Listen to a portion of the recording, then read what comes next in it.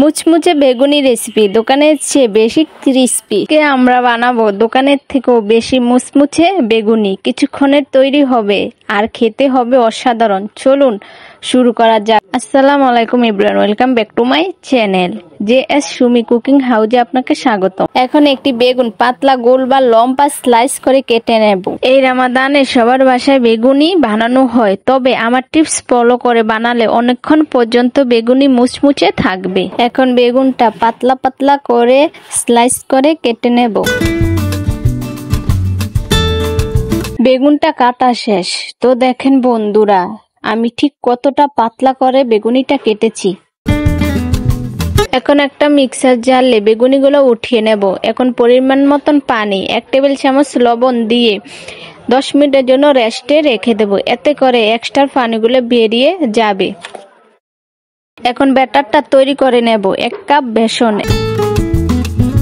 এখন ভালো করে চেলে নেব। চেলে নিলে জামসগুলা থাকবে না। 1 কাপ চালের গুঁড়া, 1 কাপ আটা দিব, 1 কাপ বেকিং সোডা, হলুদের গুঁড়া, মরিচের গুঁড়া, পেঁয়াজ রসুন আদা বাটা, ধনিয়া গুঁড়া, ভাজা জিরার গুঁড়া আর সামান্য গরম মশলা দিয়ে ভালো করে মিশিয়ে নেব। অল্প অল্প পানি দিয়ে একটা স্মুথ ব্যাটার তৈরি করে নেব। কালারের জন্য সামান্য ঝর্দা রং দিব, চাইলে আপনারা স্কিপও করতে পারেন। 10 মিনিট পর ফিরে আসলাম। এখন একটা টিস্যু পেপার দিয়ে বেগুনগুলো এক্সট্রা পানি মুছে নেব। এখন ফ্রাইপ্যানে পরিমাণ মতন তেল দিব। 1 চামচ বেকিং পাউডার দিব, এতে করে বেশি ফুলকো হবে। এখন একটা একটা করে বেগুনগুলো ব্যাটারের সাথে কোট করে নেব।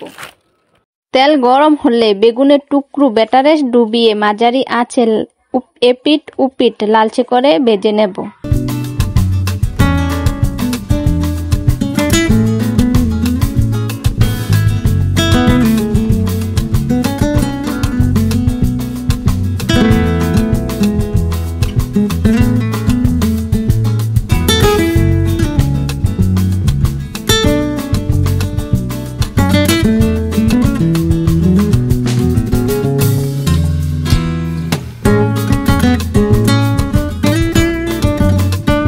ব্রাউন কালার হয়ে আসলে প্লেটে নামিয়ে নেব।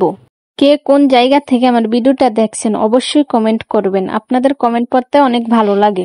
এই রমাদানে ইফতারে বেগুনি ছাড়া চলেই না। বাসায় একবার হলেও ট্রাই করবেন। দোকান থেকে না কিনে নিজেই বাসায় ফুলকো ফুলকো মুচমুচে বেগুনি বানিয়ে নিতে পারেন।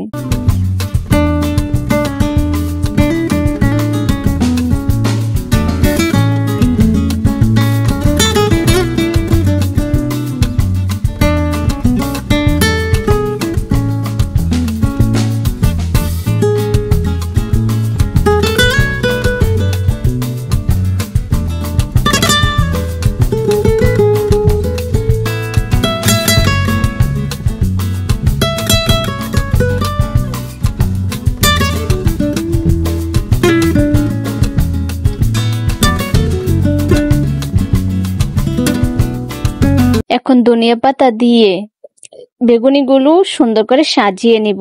তো দেখেন বন্ধুরা কতটা সুন্দর হয়েছে। একটা ভেঙে দেখাই কতটা মুচমুচে হয়েছে।